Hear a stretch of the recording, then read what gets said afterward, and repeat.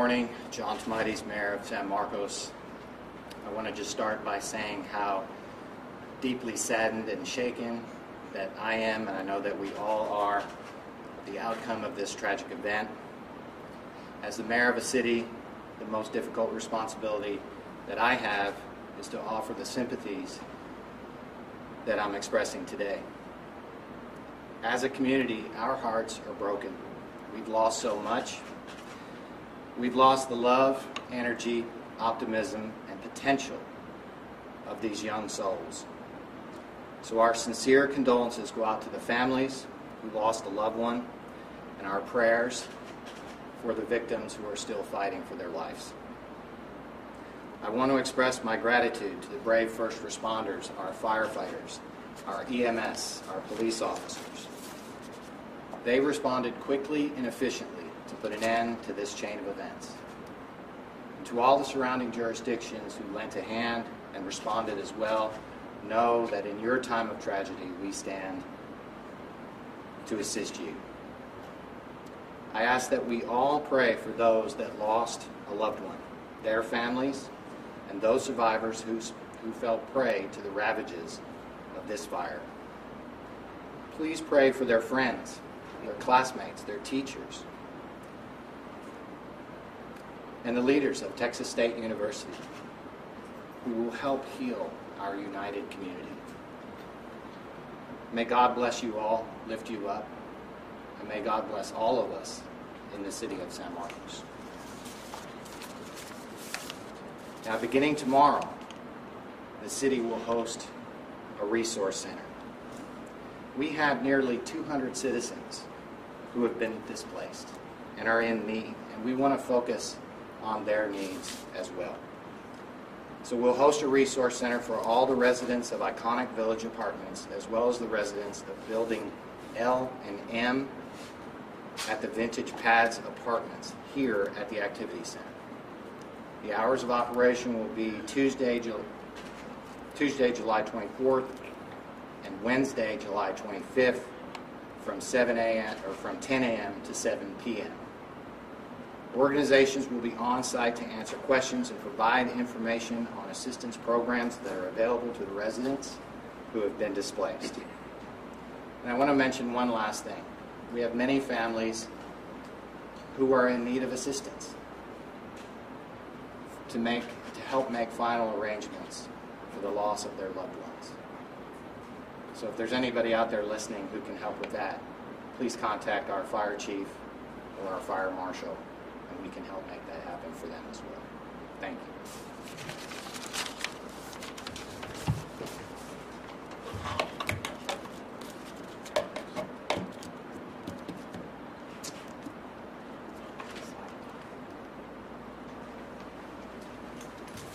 Good morning, everyone. I'm Bert Lumbreras, City Manager for the City of San Marcos. Thank you for being here. As the Mayor said very appropriately, it's our hearts are broken. You know, when our community goes through an event like this, it hits us hard. And I wanted to take a moment to not only extend our condolences to each of the victims' family and their loved ones and their friends and everyone that had a special role in their lives, because it affects us. It affected our organization. During the morning of the fire, we had men and women that were out there, even in the apartment complex, that put their lives on the line.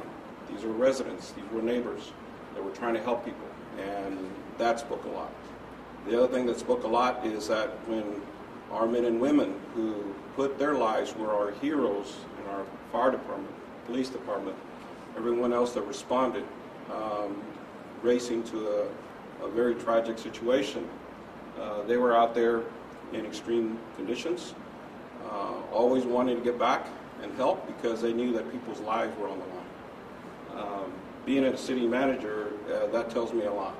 It tests us, but at the same time, it shows us who we truly are. So I want to extend my deep appreciation for our organization, our family, that goes out not only to the victims, but doing everything they could to essentially be of service to protect the lives that we could. I also want to thank many of our residents in our community. Our community has always stepped up, and this is not an exception. It is something that is always very heartwarming to see that our community has stepped up in many, many ways. I mean, we have a long list of organizations, individuals, restaurants, grocery chains, anything, anybody and everybody you can think of.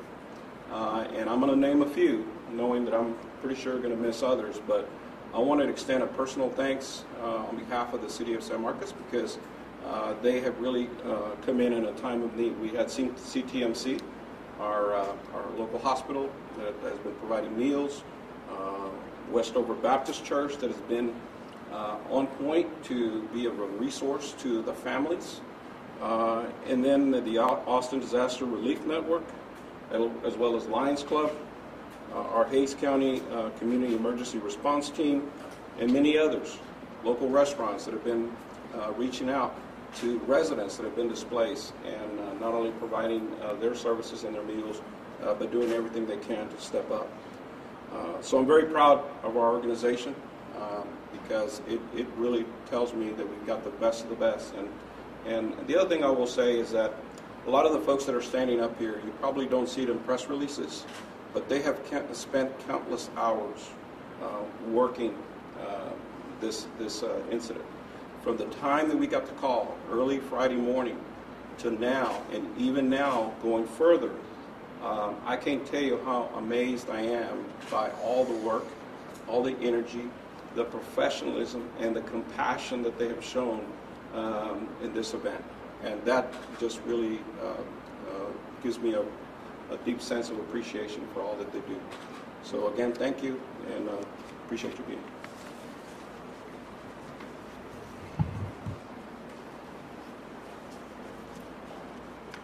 Good morning. I'm Gene Bourgeois, Provost and Vice President for Texas State University. The entire Texas State University community is very, very deeply saddened by the loss of these lives.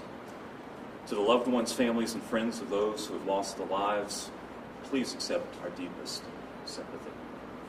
We wish speedy recovery for those injured or impacted by the fire, particularly Mr. Zachary Sutterfield, who remains in the hospital in San Antonio. To the hundreds of individuals displaced by the fire, we are here to support and assist you in getting your lives back to some sense of normalcy. I want to thank the mayor and the city of San Marcos, the local fire and police departments, the emergency response teams, and all of the various local, state, and national agencies that responded to and continue to assist in recovery from this tragic event. In addition to all, this has just been mentioned, to the community organizations, groups, and individuals that very quickly and generously stepped up to provide services and assistance. Texas State University likewise has rapidly organized resources and support services to provide assistance to our students, faculty, and staff affected by the tragedy. We stand ready to assist any student who needs our assistance, and to that end, I'd like to refer to a reference sheet that will be provided to members of the media. It basically reflects a web page that we have on our Texas State website and information that we've already pushed out to our Texas State community. Again, otherwise, thank you.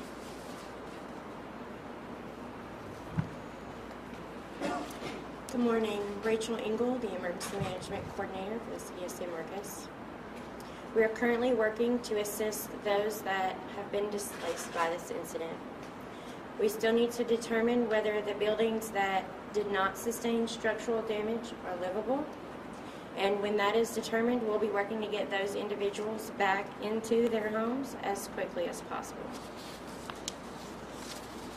As the mayor mentioned, the city will host the Resource Center for all of the residents of iconic Village Apartments, as well as residents of buildings L and M at the Vintage Paz Apartments, and it will be located here at the Activity Center. Again, that will start tomorrow, Tuesday, July 24th, and will be on Wednesday, July 25th from 10 a.m. to 7 p.m. There are several organizations that will be here on site to answer questions and provide information on all of the various assistance programs that are available to the community. No media will be allowed access to the Resource Center.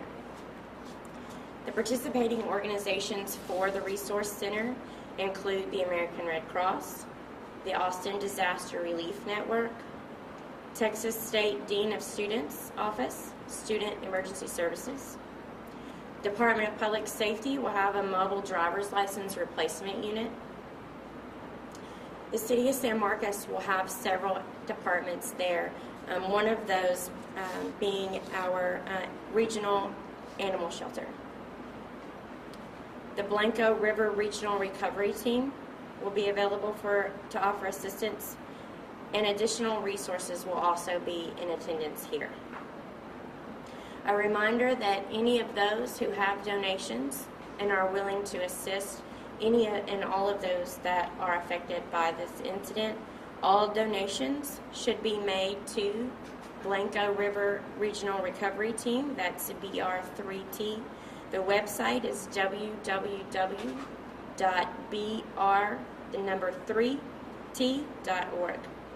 Please click on Donate and then enter into the comments the word ICONIC, ICONIC. All of these funds will be distributed to those who register when they come to our Resource Center tomorrow, and they will receive resources and things that will assist them in order to carry forward.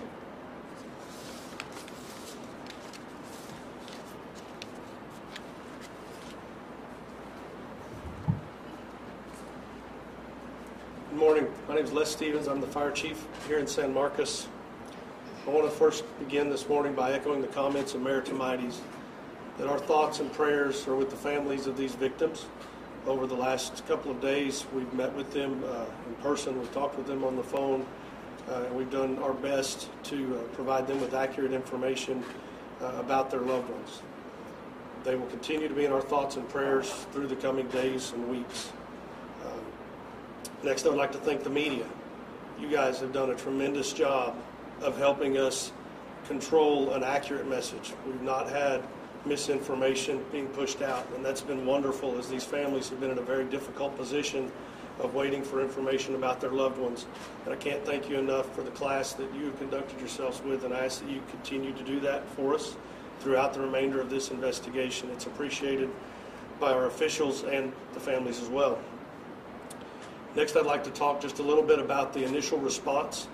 I could not be prouder of our local firefighters.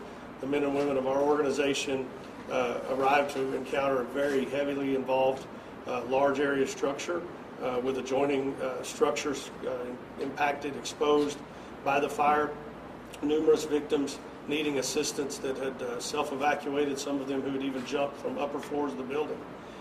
But we couldn't have done that alone. We called upon our resources throughout Hays County, our mutual aid partners, even partners as far away as Seguin and Canyon Lake came to assist us, and we could not have done that part of this incident without their help, and we are forever grateful for that.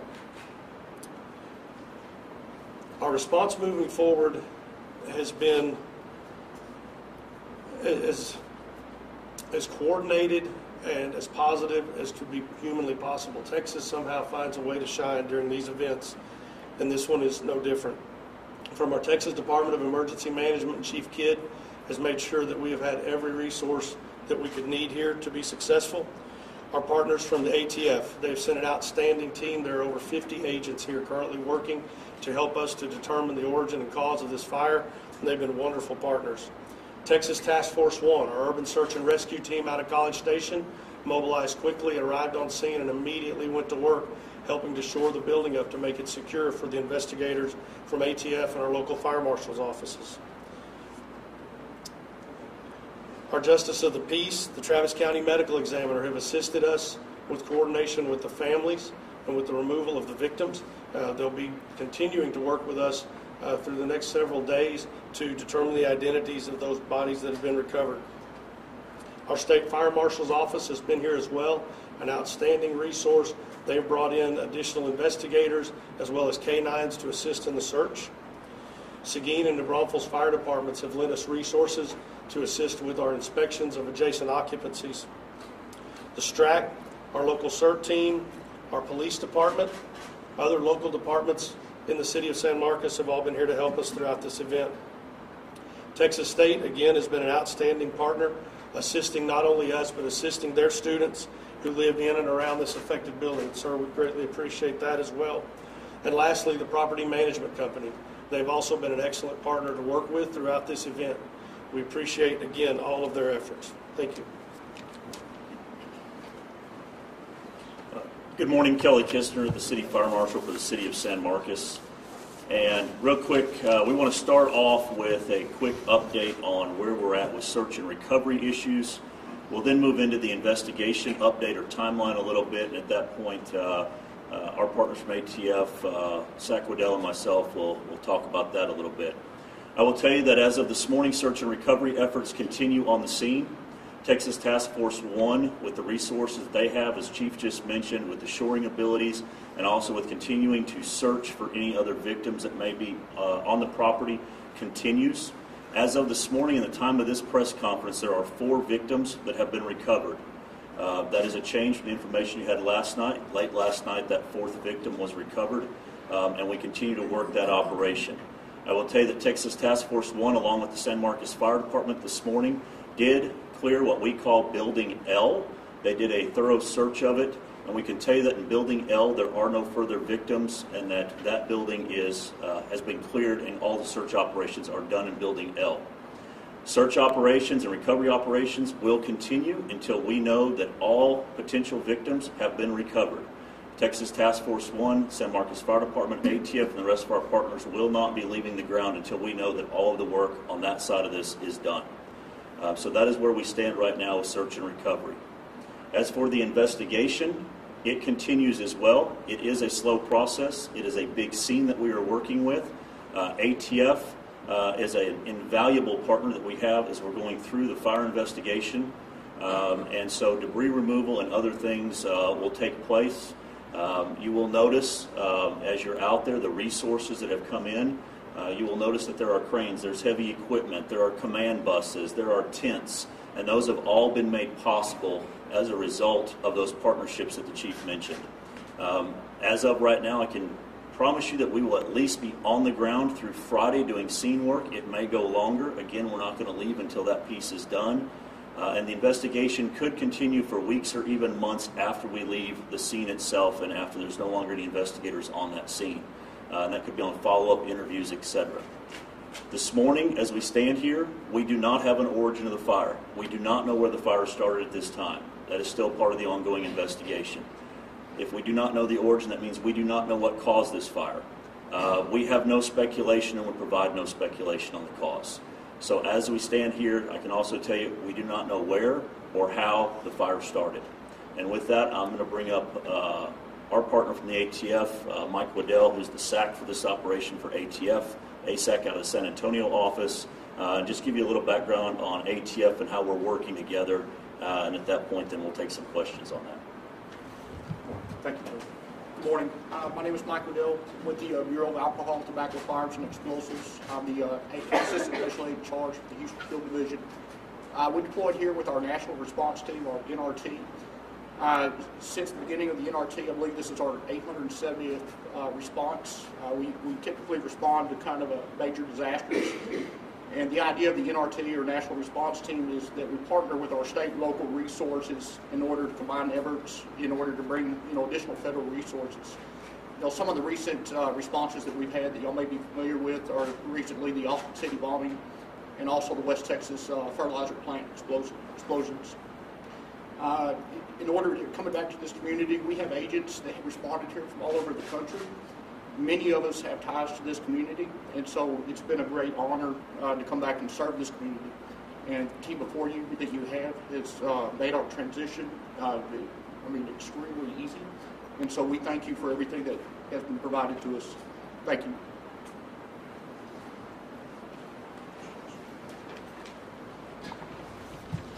What I'd like to do now is just let you know kind of how we're going to move forward with this. This will conclude the portion of the press release where we're giving out information. The last thing I'd like to leave you with is how we're going to move forward. We'll continue to issue press releases, keep our Facebook page up to date, our website. If you go to our homepage at sanmarcostx.gov, There's a button you can click on. Anyone who's been affected by the fire, there's a lot of information, a lot of the Texas State information and the resource recovery information is available there. And we'll continue to keep that updated. People have done a fantastic job of commenting and using the resources that have been put out. We'll also probably have another press conference toward the end of the week, if not on the weekend, as we have more developments, and we'll let you all know about that. So at this time, we'll allow questions, and then we'll just bring the person up to the podium who could answer that for you. Yes. Fire Marshal, could you give us a little bit more detail on where all four of these bodies have been found, which buildings, and how many people do we have still missing that y'all have not been able to locate? What I would tell you is that the 4 victims are in the building that was affected by the fire, which we refer to as Building 500. At this point, we do not know the total number of victims, and that's why we... 500, is that Iconic or is it the other? Iconic Building 500, which is the fire building that was affected by fire the heaviest.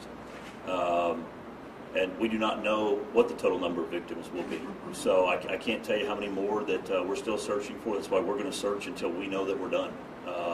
And through the technology and the resources we have, we'll know when that is. Is it a process of going through the vendors list and doing a list and checking it all? You know, how does that go? You know, it's a large building, summer month, so it's not a full school semester. So, the property management. How many people that were in the building at the time, and how many are we still searching for? So we don't know the exact number that were in the building at that time. Yes, the property management company has been fantastic about providing information on who the lessees were. And as far as you've asked now for the second time, the same answer, I can't tell you how many we're looking for. We don't know, and that's what we're going to continue to do what we've got to do. Did the building have smoke alarms or sprinklers that went off? So what I can tell you right now is that there are no sprinklers in the building, and that the reason for that is because this building was built in 1970, and it was in 1968 that the city of San Marcos adopted the 1960 Southern Building Code, and it was not a requirement of the Southern Building Code at that time to have sprinklers. And there's been no major remodel that we are aware of that would require them to have brought sprinklers up to date or into the building. So the building was in its original condition as it was code compliant when it was built. So sprinklers were not a requirement of construction at that time, and they are not a requirement of existing buildings given the current code. As far as the smoke detectors is what I'll go with, inside the apartments, we do not know what the operational status of those were.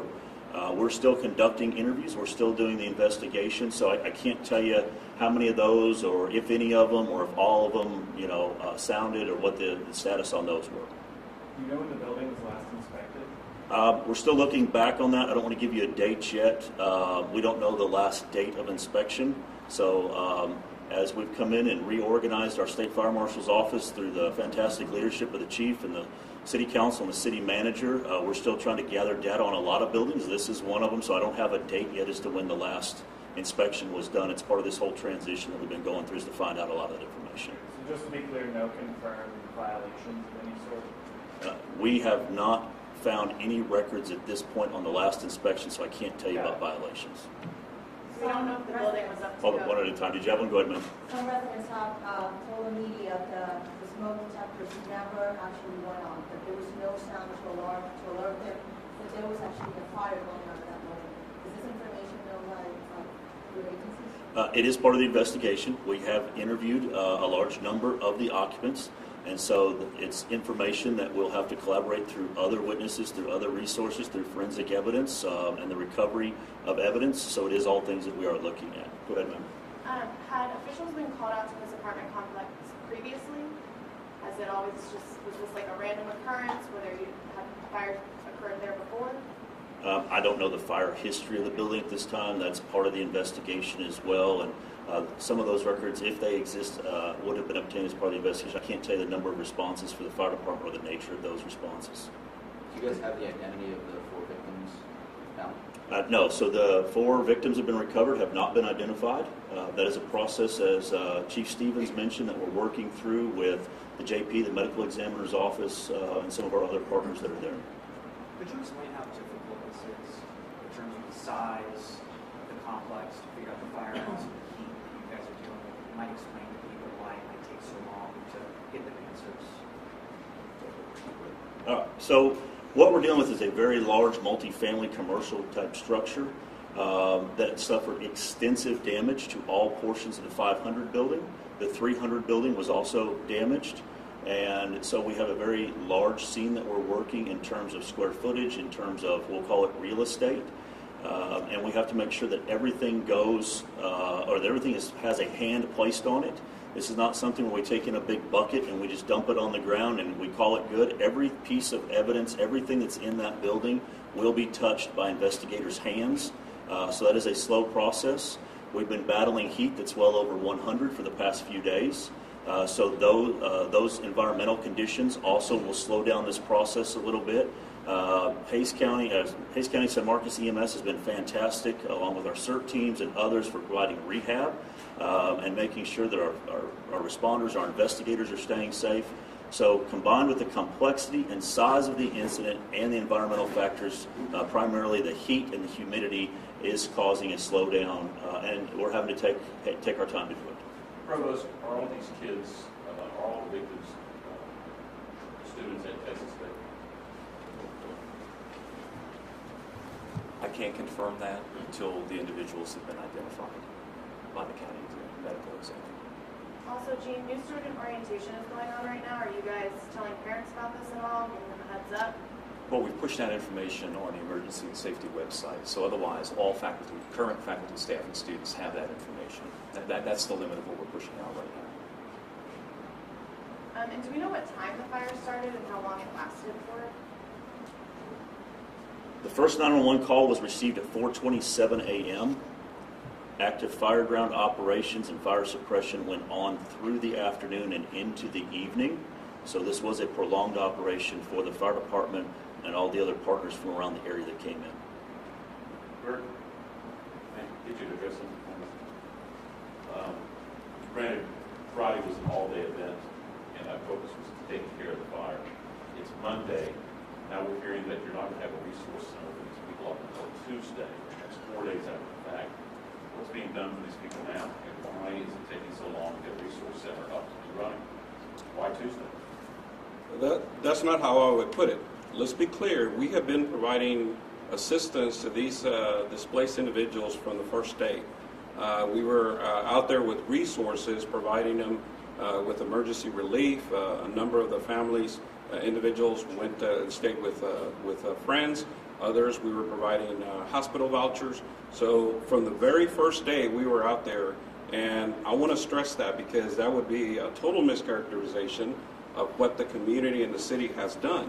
What we're talking about now is a resource center that then finds some sort of longer-term placement, whether that's either access to buildings as they're cleared and they're certified for them that they're inhabitable, and certainly not going to get in the way of the investigation, or we try to find other opportunities for them in the community. This has been an all-out community effort. This has been an all-out organizational effort from day one, and so I would stress that we have been out there from the very beginning. I will also say something that got passed over a little while ago is that the professionalism and the compassion, not only by our community but our staff, to keep in touch with each of the respective family members has just been amazing, and that to me says a lot. So let's make sure that the story is straight. We have been out there with the people and the victims that have been displaced from day one, and we're going to continue until we get to some part where they can hopefully get to some normal life. Do we know how many smoke detectors are in each department? Just one second. If I could add to Mr. Lamberis' comments. When I arrived on scene, we received an administrative page when there's a working incident. When I arrived on scene, sir, one of the first notifications I made was to the American Red Cross to support the victims. We didn't know at the time the full extent or the number of people impacted, but the Red Cross are our go-to resource for initial response, and they were called and en route prior to 0700. We had already set up Mrs. Engel as our emergency operations coordinator to be the liaison with them when they arrived on scene. So I feel like, and we're definitely going to continue to support the families and the victims, but from the outset, that's been one of our top priorities, and I think we've done a tremendous job with that as well. Thank you. And if I may add, the resource sheet that's been handed out also refers specifically to the different support services and assistance rendered by Texas State University. And so among those things include access to emergency funds by individuals who are students who have been impacted by the fire or displaced by it. There's a whole range of other student emergency services, referrals to off-campus housing. We run that through our Office of Residence Life. So we also are trying to do everything that we can for those individuals who have identified themselves as Texas State students, faculty, or staff to push out the appropriate services and assistance. And I'll provide one last piece of information, some specifics as far as the immediate response. What we're giving information on now, as we have stated, are the resources for individuals who are affected that help them get back and sustain the normal daily operations that we all take care of, having keys, getting your driver's license, those kind of things, things that they may have lost and left in their apartments. The day of the fire, we actually had the activity center here open. We had Red Cross, we had Salvation Army, we had city staff. There were meals that were provided by CTMC. We had, I know that our staff also brought resources, snacks, drinks over to let people have a place that was cool, and also that just let them know that someone cared and that we know that this was a traumatic event that happened. There were also Westover Baptist Church. We immediately opened a family resource center that was open Friday, Saturday, and we also had the hotline that was immediately open that was answered. I think pretty much 24 hours a day there was someone there to answer the phone. Talked to many, many residents, many families, and you know the special needs of those families who have had their loved ones unaccounted for. There were a lot of things that were done for those folks and that we will continue to do to help them in their time of need. Can you tell us the gender of the victims?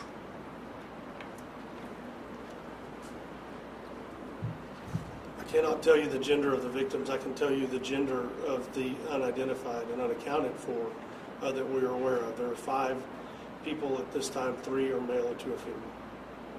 Do you know parents are going to be sending their kids to school soon? I know that this building does not require house sprinklers. I know that you're still waiting for a cause. There's going to be some concerned parents as their kids come back to school, especially if they live in off-campus apartments. What would your message be to parents moving forward so that way this never happens again?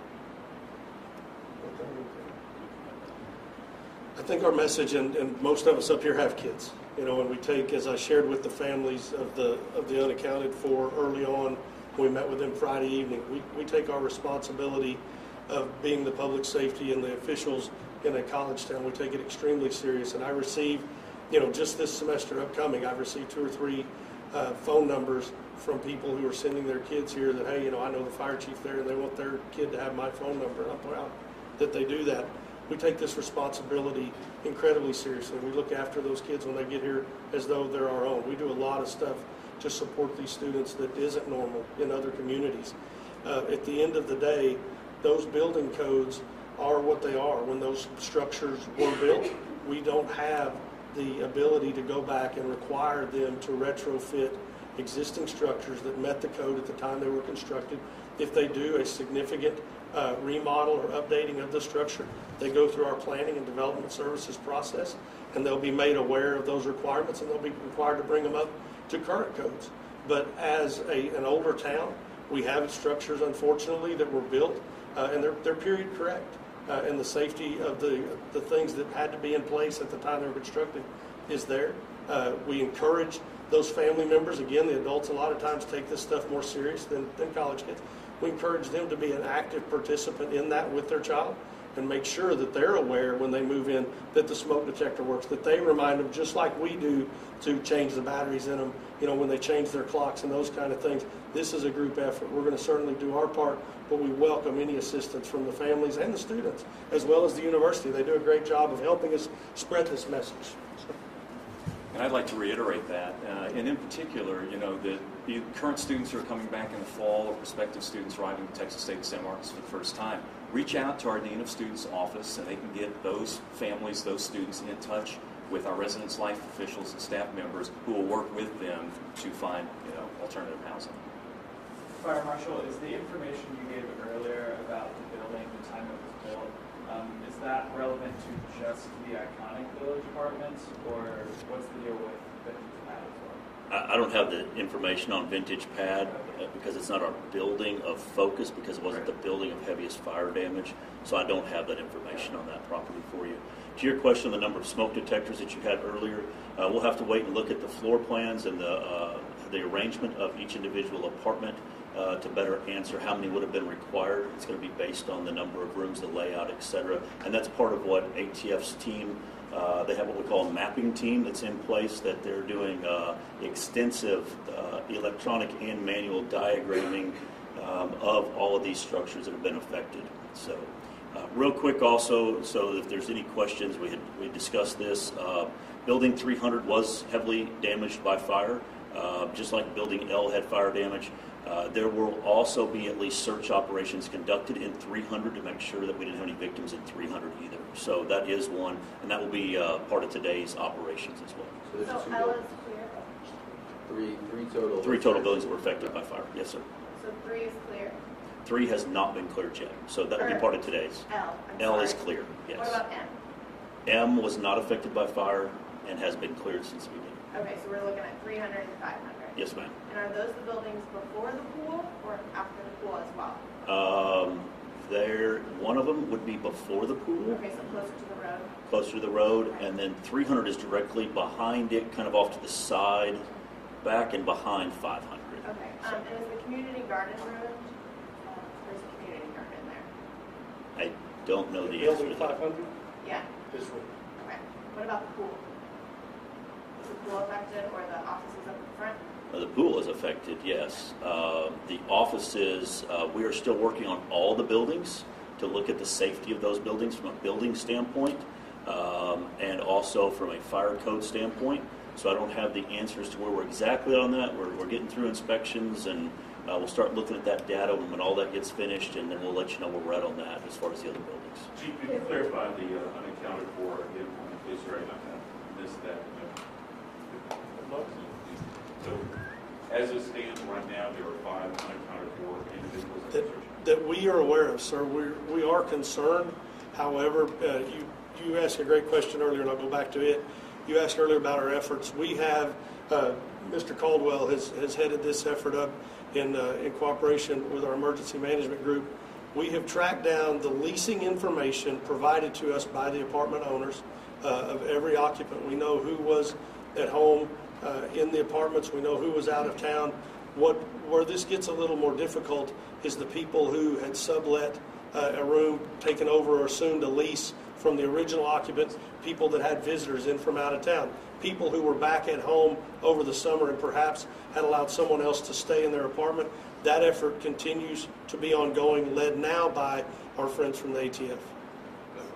5 unaccounted for. That we are currently aware of, yes, sir. We've been in contact with 5 families, and as of this morning, those victims are still unaccounted for. Have others come forward saying that they may be concerned that? We have not, but we are concerned that there may be more, that just because of the nature of it being the summer and not being aware of the event, that they just haven't been in touch with their families. So we're going to search it, as Chief Kishner mentioned, we're going to search it as if there's someone else in there until we've cleared the entire structure. Excuse me, Chief, to confirm, you said 5 still missing right now?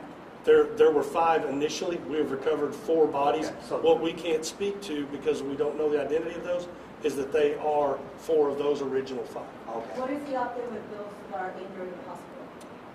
I believe all of them have been released except one who is currently at Sampson. It's the latest information that we have. So just to make sure we're all clear, there could just be the one missing. That is our hope. Yes, ma'am. That is our hope. Yeah, I was basically, yeah. But we have to leave it open-ended because we haven't completed the process. Yes, sir. And the one is where?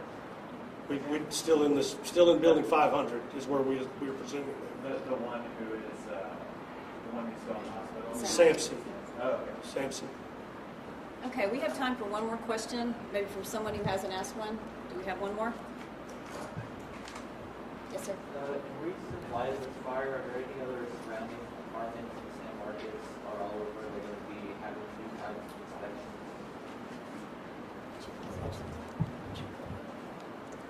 It's a little early right now to speculate on that. Our focus currently and the available resources are being brought to bear on this incident. No doubt, in light of something like this, we're going to have those discussions, and it may be that it yields additional inspections of some of those existing apartments. But right now, our focus is on the incident at hand. Thank you. Thank you.